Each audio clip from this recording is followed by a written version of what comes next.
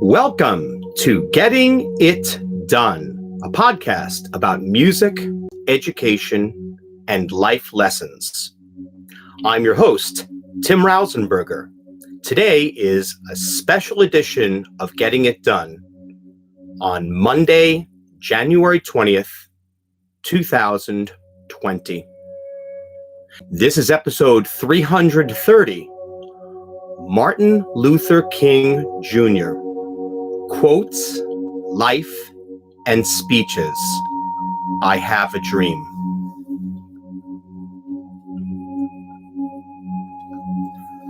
Martin Luther King Jr. was a Baptist minister and civil rights activist who played a pivotal role in ending the legal segregation of African American citizens in the United States, as well as the creation of the Civil Rights Act of 1964 and the Voting Rights Act of 1965.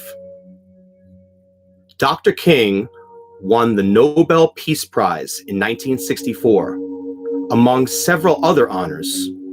He continues to be remembered as one of the most influential and inspirational African American leaders in history. Born as Michael King Jr. on January 15th, 1929, Martin Luther King Jr. was the middle child of Michael King Sr. and Alberta Williams King. The King and Williams families had roots in rural Georgia. Martin Jr.'s grandfather, A.D. Williams, was a rural minister for years and then moved to Atlanta in 1893. His grandfather took over the small, struggling Ebenezer Baptist Church with around 15 members and made it into a forceful congregation. He married Jenny Celeste Parks, and they had one child that survived. This was Martin's mother, Alberta. Martin Sr. came from a family of sharecroppers in a poor farming community. He married Alberta in 1926 after being with her for 8 years. The newlyweds moved into her grandfather's home in Atlanta. Martin Sr. stepped in as pastor of that same church upon the death of his father-in-law in 1931. He became a very successful minister and eventually adopted the name Martin Luther King Sr. as opposed to his birth name, Michael, in honor of the German Protestant religious leader, Martin Luther. In due time, Michael Jr. would follow his father's lead and adopt the name himself. Although his family was very, very involved in church and worship, King Jr. frequently questioned religion in general. He never felt comfortable with overly emotional displays of religious worship. This discomfort continued through most of his early years, and it led to him deciding against entering the ministry, which did not make his father too happy. But in his junior year, he took a Bible class, renewed his faith, and began to envision a career in the ministry.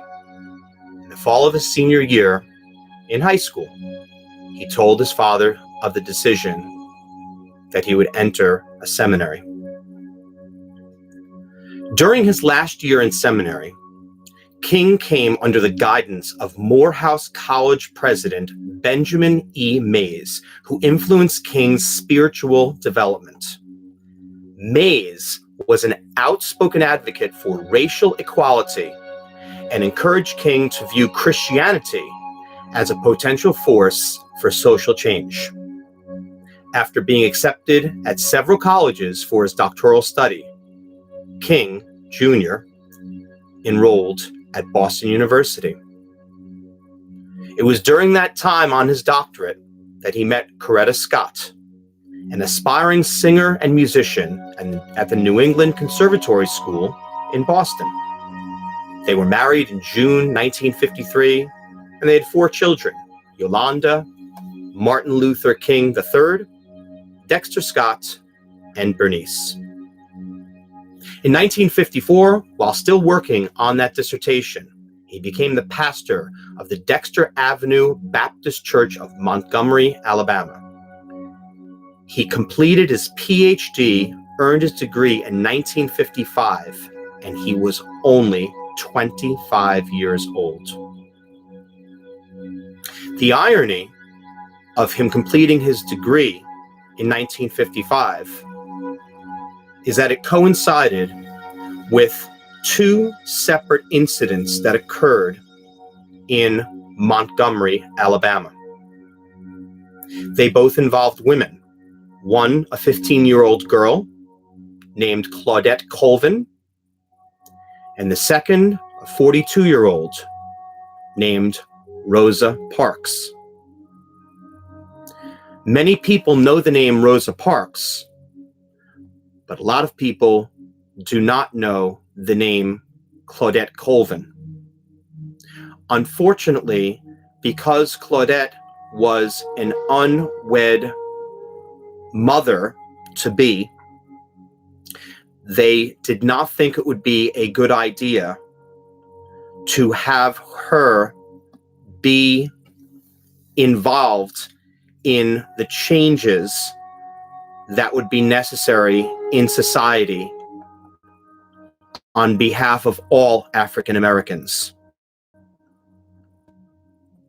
She too refused to give up her seat to a white man on a city bus. Fortunately, 9 months later, they had another chance to make their case. Food would not be quite so controversial in the minds of an already racially charged American public. Rosa Parks boarded that Cleveland Avenue bus to go home after an exhausting day at work. She sat in the first row of the colored section in the middle of the bus. As it was going through its typical route for the day, the seats in the white section quickly filled up, and a few more white passengers boarded the bus. It was at that time that the African American passengers were asked to give up their seats. There were 4 of them. 3 of them reluctantly gave up their places, but Parks refused to move. The driver asked her again to give up her seat. She again refused. She was arrested and booked for violating the Montgomery City Code. At her trial a week later, in a 30-minute hearing, she was found guilty, and she was fined $10 and assessed a court fee. On the night that Rosa Parks was arrested, the head of the local NAACP chapter met with Martin Luther King Jr. and other local civil rights leaders to plan a Montgomery bus boycott. King was elected to lead the boycott because he was young.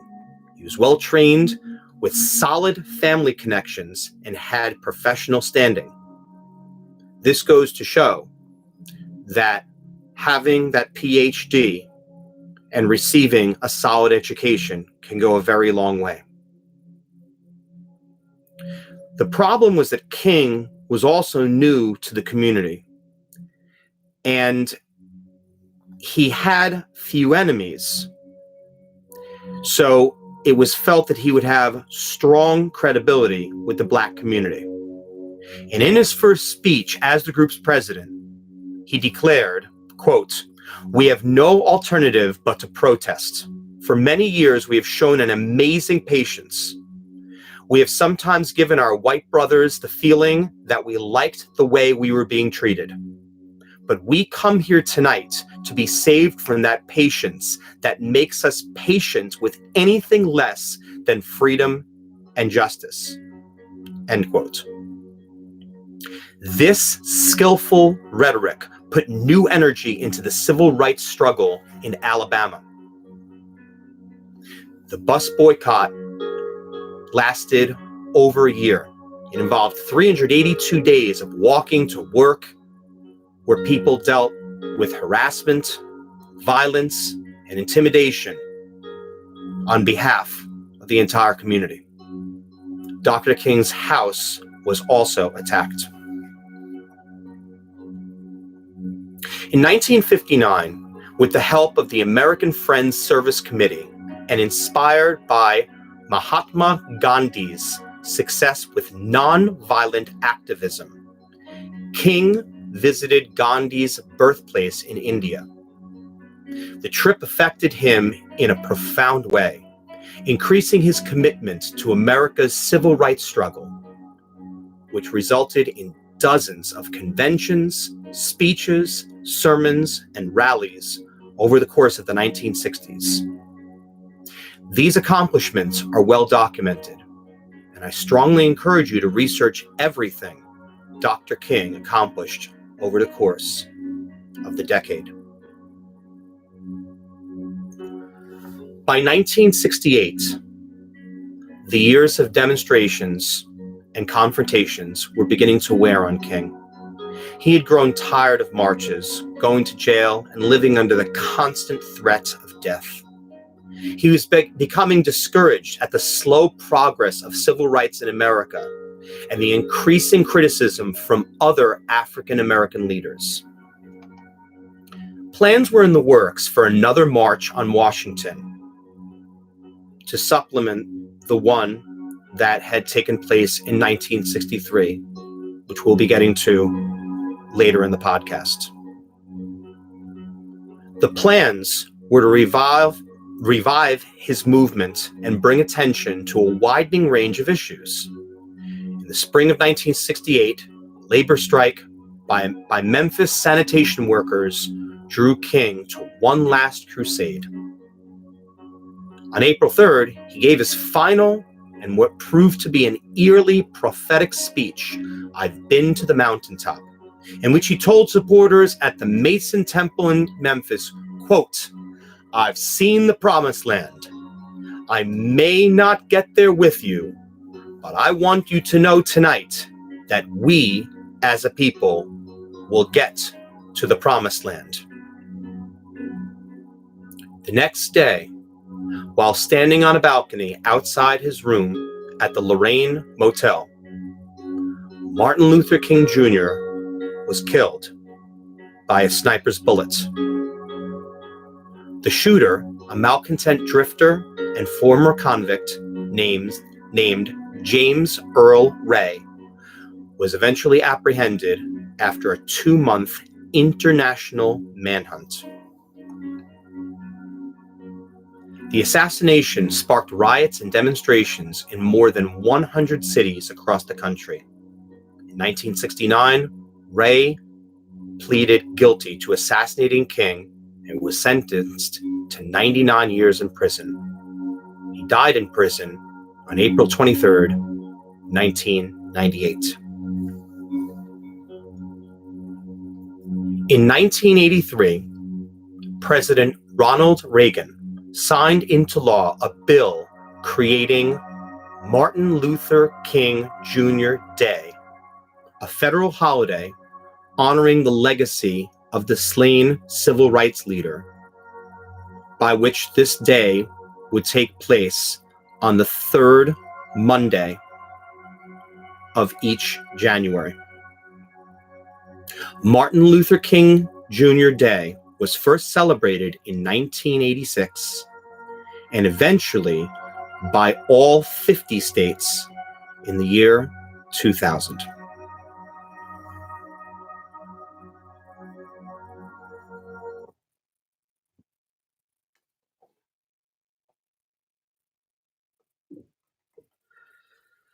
This little light of mine, I'm gonna let it shine. This little light of mine, I'm gonna let it shine. This little light of mine, shine, I'm gonna let it shine. Let it shine, let it shine, let it shine.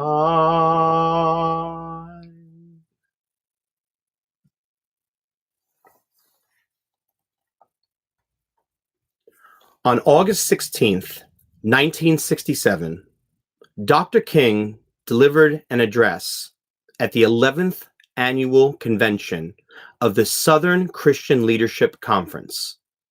The speech was entitled, "Where Do We Go From Here?" The following includes excerpts from that speech. A nation that will keep people in slavery for 244 years will thingify them and make them things. And therefore, they will exploit them and poor people generally, economically. And a nation that will exploit economically will have to have foreign investments and everything else.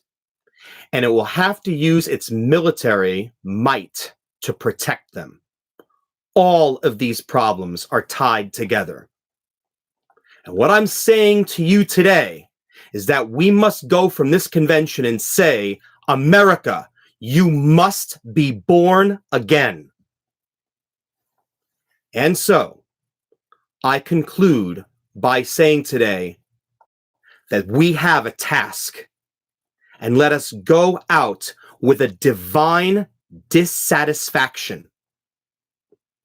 Let us be dissatisfied until America will no longer have a high blood pressure of creeds and an anemia of deeds.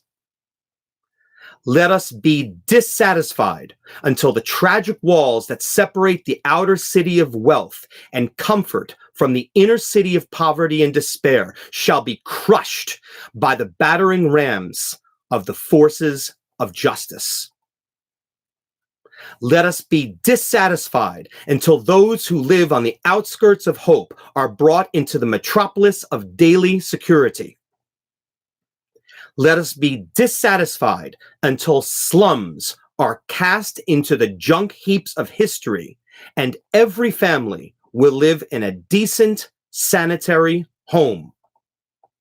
Let us be dissatisfied until the dark yesterdays of segregated schools will be transformed into the bright tomorrows of quality, integrated education.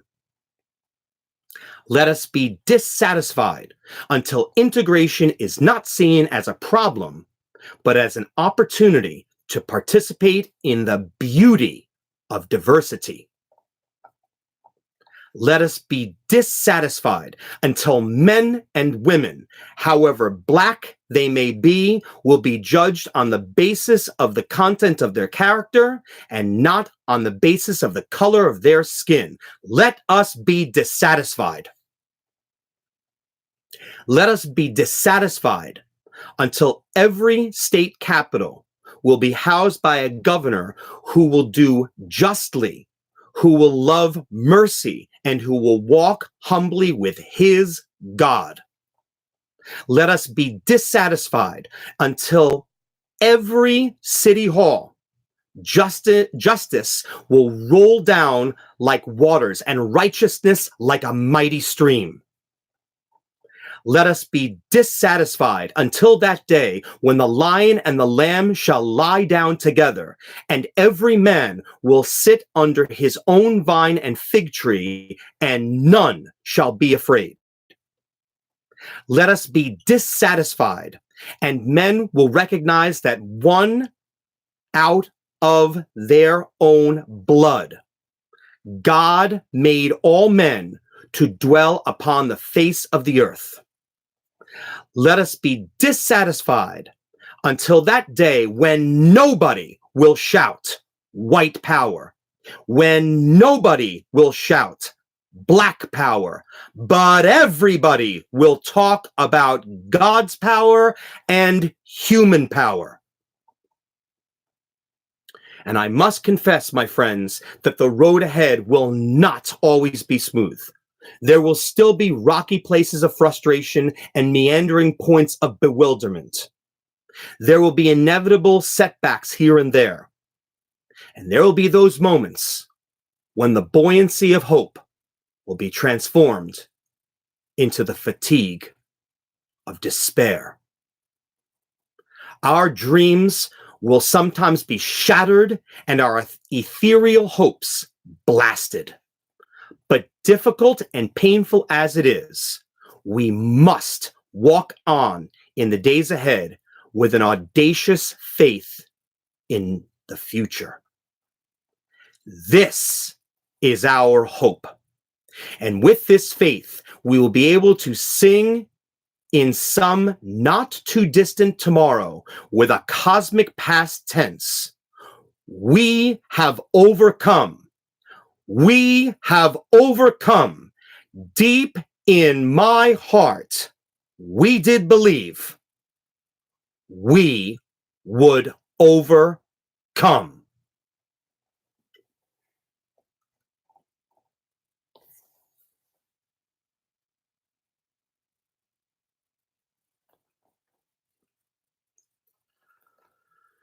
We shall overcome.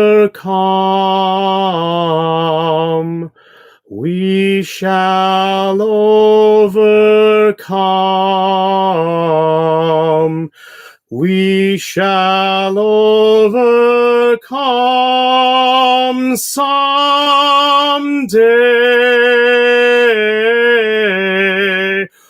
Oh, deep in my heart,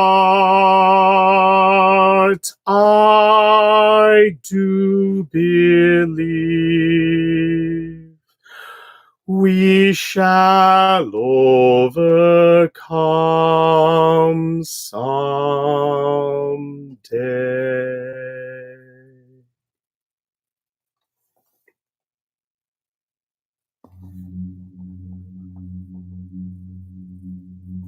Quotes. Injustice anywhere is a threat to justice everywhere. Darkness cannot drive out darkness. Only light can do that. Hate cannot drive out hate.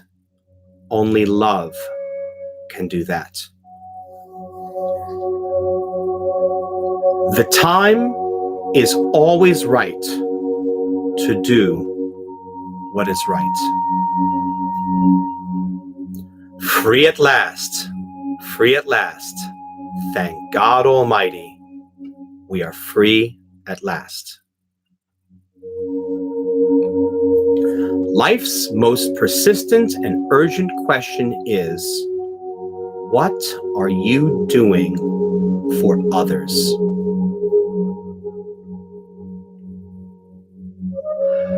Our lives begin to end the day we become silent about things that matter.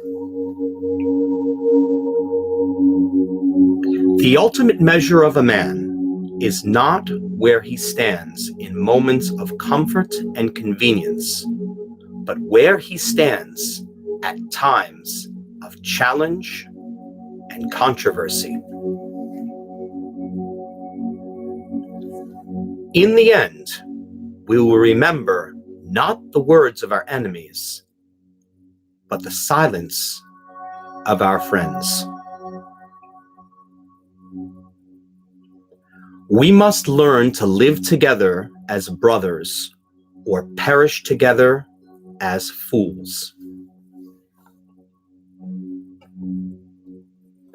The function of education is to teach one to think intensively and to think critically. Intelligence plus character. That is the goal of true education.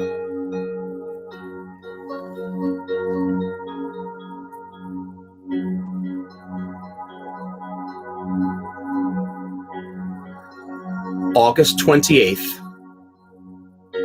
1963. Washington, D.C.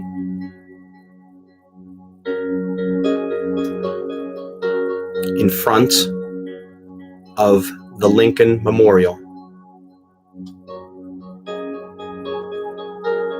Martin Luther King gave one of the most inspirational speeches of all time. Unbeknownst to many people, the primary part of the speech, "I have a dream," was never supposed to happen. Dr. King had an alternate ending. The ending was going to allude to the massive crowd of over 250,000 people. He was going to implore that they return to their communities and in a peaceful manner to continue to protest all of the racial inequality and injustice. Just prior to ending his speech, he was prompted by people behind him to tell the large crowd about his dream.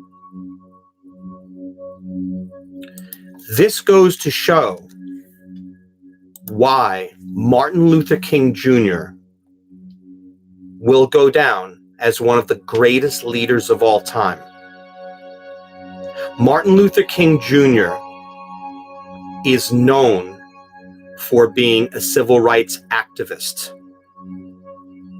He is known for being someone who could bring people together. He was a master orator. He was remarkable in being able to intertwine the issues present in society with religious views, while doing so in a way that never seemed to intimidate anyone. But I firmly believe his greatest attribute was his ability to listen. On that hot day in Washington, D.C., had he not listened to the people behind him, that speech, which he ad-libbed and he changed because it was a speech he already had in the back of his mind, but he had never delivered the speech in that manner with such conviction and such power and such emotion. Had he not listened, we never would have that speech today. The mark of a true leader is someone who is willing to listen to others. This does not mean that they always do what others tell them to do.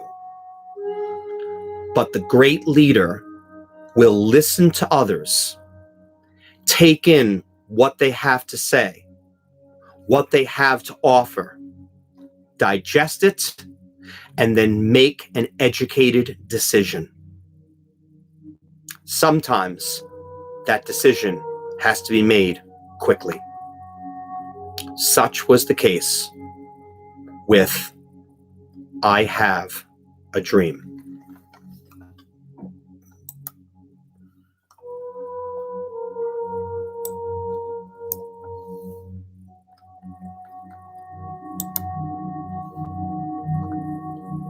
The following is an excerpt from one of the greatest speeches of all time.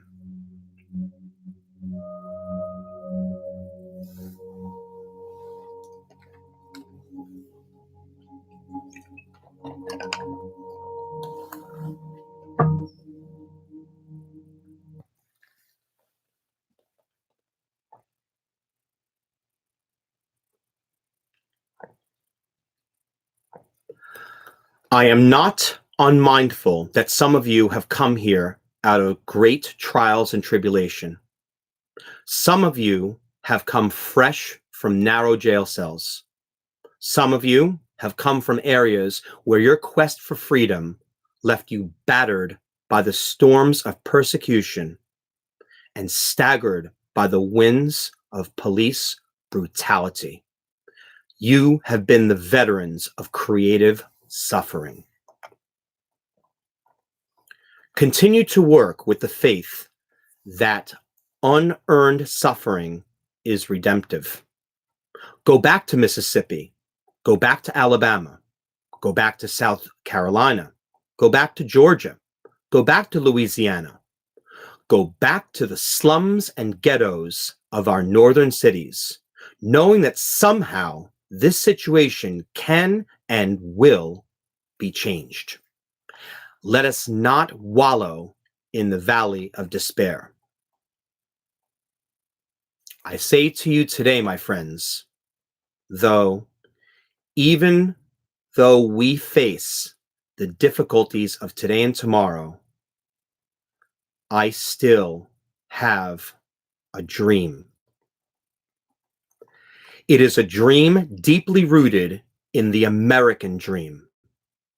I have a dream one day this nation will rise up, live out the true meaning of its creed. We hold these truths to be self-evident that all men are created equal. I have a dream that one day on the red hills of Georgia, sons of former slaves and sons of former slave owners will be able to sit down together at the table of brotherhood. I have a dream that one day, even the state of Mississippi, a state sweltering with the heat of injustice, sweltering with the heat of oppression, will be transformed into an oasis of freedom and justice. I have a dream that my 4 little children will one day live in a nation where they will not be judged by the color of their skin, but by the content of their character. I have a dream.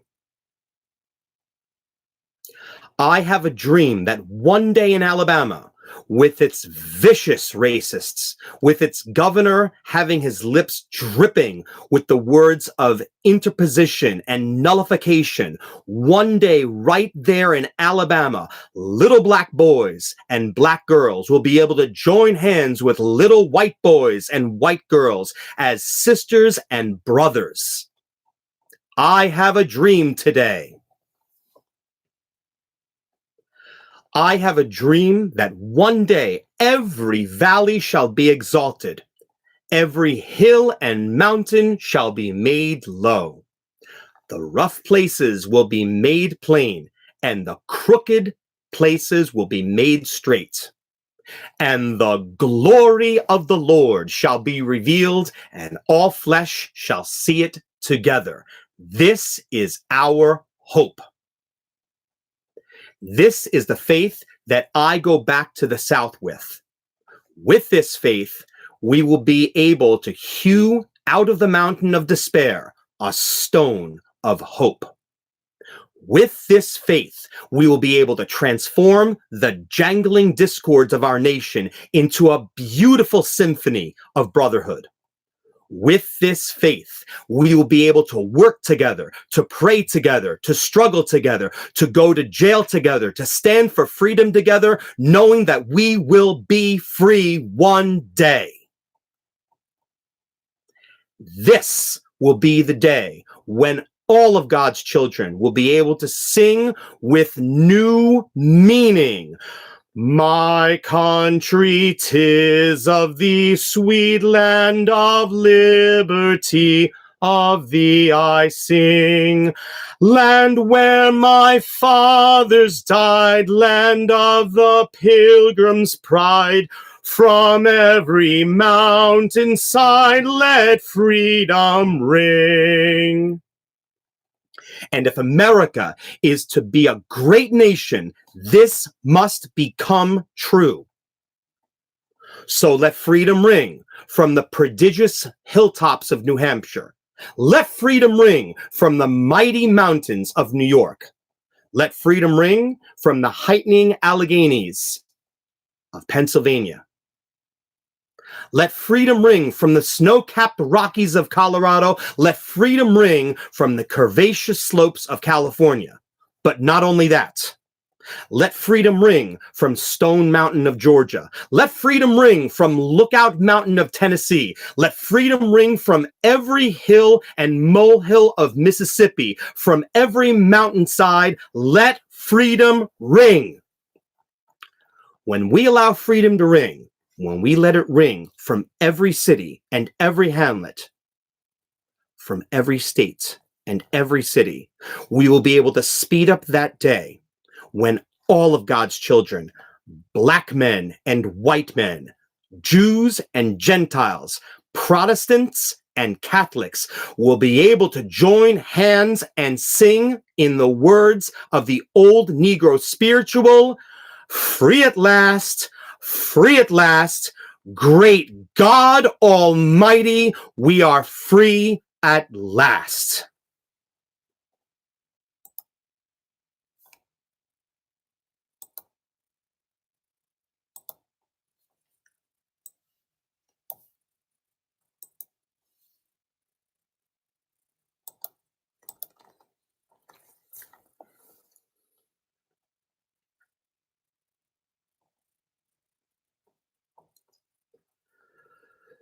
There is more love somewhere. There is more love somewhere. I'm gonna keep going till I find it. There is more love somewhere.